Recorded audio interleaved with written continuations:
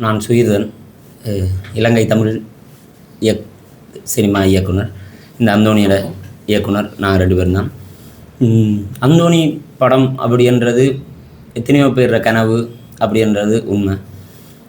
ராஜா sir music பண்ணது, அவருக்கு பக்கத்தில் இருந்தது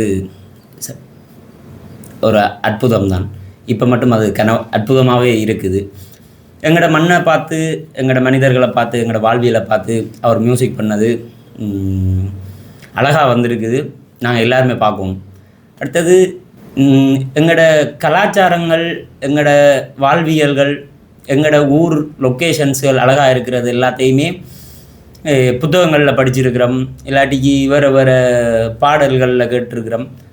முதலாக இப்போ இருக்கிற ஊடகமாக இந்த சினிமா அப்படி என்ற ஒன்றை கையில் எடுத்து எங்களோட கலாச்சாரங்களையும், எங்களோட வாழ்வியல்களையும், எங்களோட அன்பு பாசம் அது எல்லாத்தையுமே ஒரு சினிமாவாக காட்டி நாங்கள் ரசிக்கிற இப்போ அதிகமாக சினிமாவை ரசிக்கிற நாம் அந்த சினிமா மூலமாக எங்களோட வாழ்வியலை கடத்துறதுக்கான ஒரு வழிதான் இந்த அந்தோணி. இப்போ நிறைய கேள்விப்பட்டிருக்கிறோம், எப்பயுமே ஒரு லட்சியம் இருக்கும். ஒரு லட்சியம் இல்லையென்றா தான் எல்லாமே வழி தவறி போகிறோம். நாங்கள் இப்போ நிறைய இந்த போதை வஸ்து பொருட்கள் அது இதுண்டு நிறைய இளைஞர்கள் பாதிக்கப்பட்டு அப்படி இப்படின்னு நிறைய பிரச்சனை நடந்துகிட்டு இருக்குது.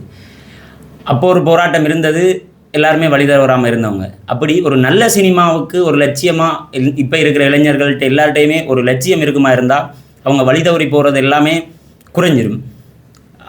அது இந்த படத்தில் வெற்றியால் பல இளைஞர்கள்ற வாழ்க்கை மாறும். இந்த படம் ஓடலை அப்படின்னு இருந்துச்சுன்னா நிறைய இளைஞர்கள்ற எதிர்காலம். ஏன்னாடா நாங்கள் ஒரு இளைஞர்கள், எங்களுக்கு கீழே 50 பேர் வேலை செய்கிறாங்க இந்த சினிமாவில், 50 பேரும் இளைஞர்கள்.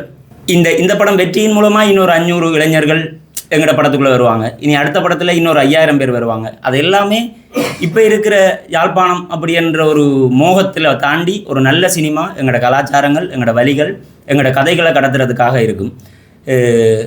இது ஒரு நல்ல ஒரு குடும்ப படம். 2 ஐட்டம் சாங்கு, 2 குத்து சாங்கு இருந்தால் தான் குடும்பமாக பார்க்கணுமென்று இல்லை. குடும்பத்தை நினைக்கிறது, குடும்பத்தை காக்கிறது, குடும்பத்தை நேசிக்கிறது குடும்ப படம் தான். அந்தோணி ஒரு குடும்ப படம். கட்டாயம் நீங்கள் பார்க்கணும். பார்க்கலன்னா உங்களோட பிரச்சனை.